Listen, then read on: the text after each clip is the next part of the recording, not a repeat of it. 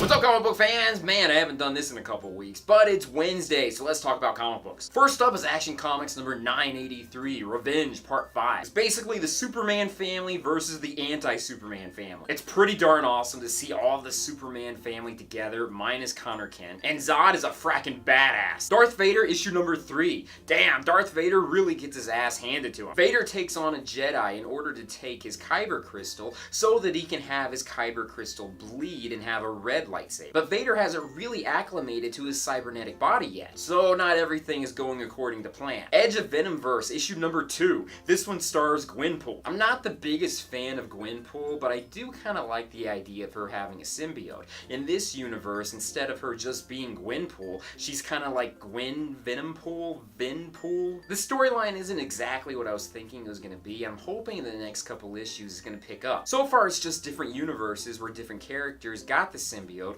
and it looks like they may be teaming up later on down the line. Justice League of America issue number 10. This is spotlighting somewhat a little bit more on the Ray, which is something that I've been wanting them to do. Although it's not specifically just about the Ray, but it does have a major story focus on his family and his mother more specifically when he left. Also, there's a mysterious force called the Might Beyond the Mirror who's been granting people wishes. And the villain of this storyline is Kingbutcher, who's going around undoing these wishes. Or maybe he's not really a villain. Spider-Man 2 issue number 1. Way back years ago when Peter Parker first met up with Miles Morales, when the Ultimate Universe was separated, he left it off where he was looking up whether or not there was a Miles Morales in his own universe. Turns out there was. However, the two universes have merged together, but that Miles Morales still is around. And this storyline is starting to explain who this guy is. Not a lot has happened in this first issue, but I am going to be reading the next ones that come out. The Flash issue number 26, Running Scared Part 2. Reverse Flash has kidnapped Iris and revealed to her that Barry Allen is the Flash. Reverse Flash gives Barry a chance to save Iris if he goes into the negative Speed Force. And you just know that is not going to end well at all. Interesting side note, it almost feels as though Reverse Flash Eobard Thawne is in love with Barry. I know I'm just reading too much into it, but it does seem that way. Venom issue number 152.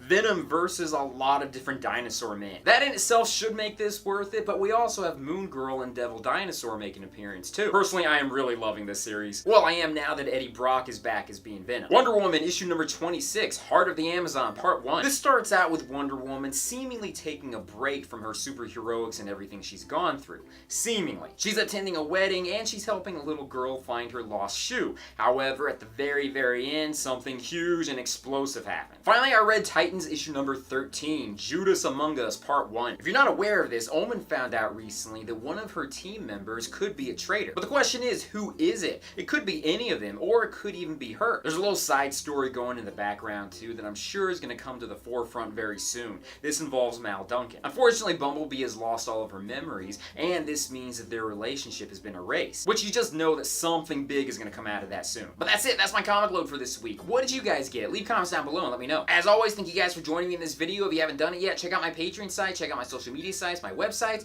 and everything else out there. Peace, love, namaste, and I'll see you guys later. I also read Scooby-Doo Apocalypse issue number 15. If you're not reading this series, you really should. It's a different take altogether on Scooby-Doo, and I kind of like the whole idea about them fighting real zombies and monsters.